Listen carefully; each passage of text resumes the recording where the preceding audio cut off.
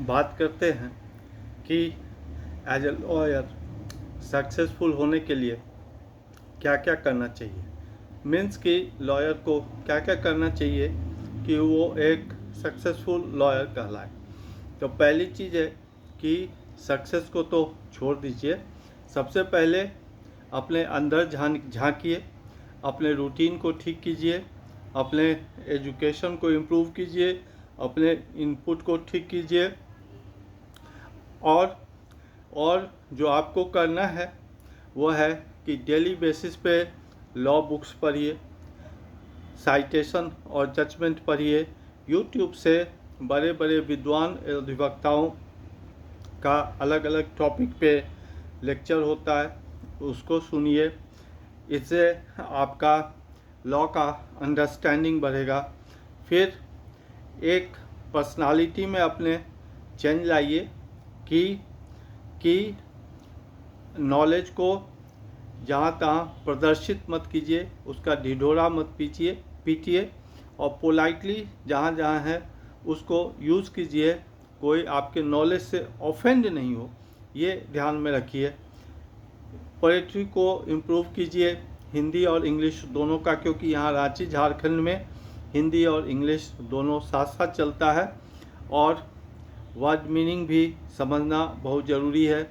और ओरेट्री को अच्छा करने के लिए we should take help of YouTube.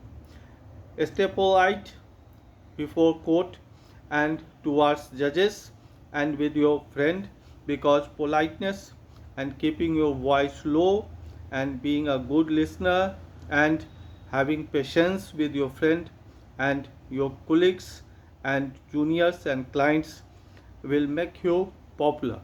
Then be reasonable to your clients, means that don't charge too much, give them time and adjust with them, give them information, and if they are asking too many questions, reply them properly.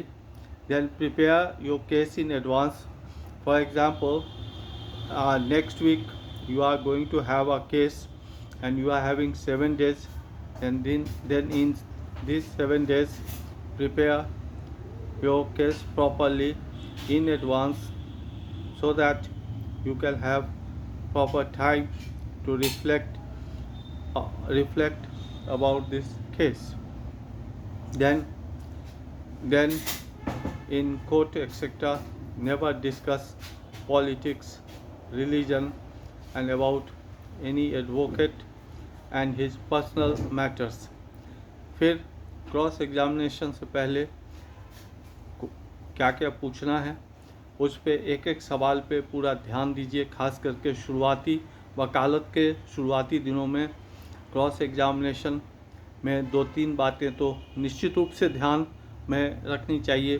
पहली कि ऐसा सवाल बना के पूछिए कि witness yes और no में जवाब दे। जिस सवाल का जवाब आप जानते हैं कि वो क्या देने वाला है।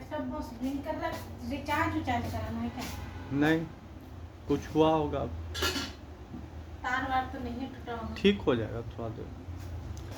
वैसा क्वेश्चन पूछिए, और फिर विटनेस को कुछ भी एक्सप्लेन करने का मौका नहीं दीजिए। ये जान के रखिए कि आपके सेल्फ स्टडी और आपके चैम्बर से ही केस डिसाइड होता है।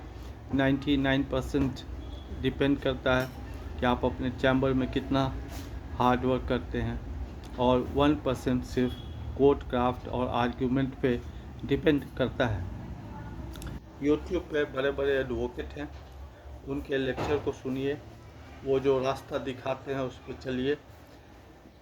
लॉ के इनपुट पे ज़्यादा फोकस कीजिए, पढ़ना, सुनना, लिखना, समझना, और आउटपुट पे ज़्यादा ध्यान दीजिए, नहीं देना है, क्योंकि अगर इनपुट ठीक है तो आउटपुट अच्छा होगा ही।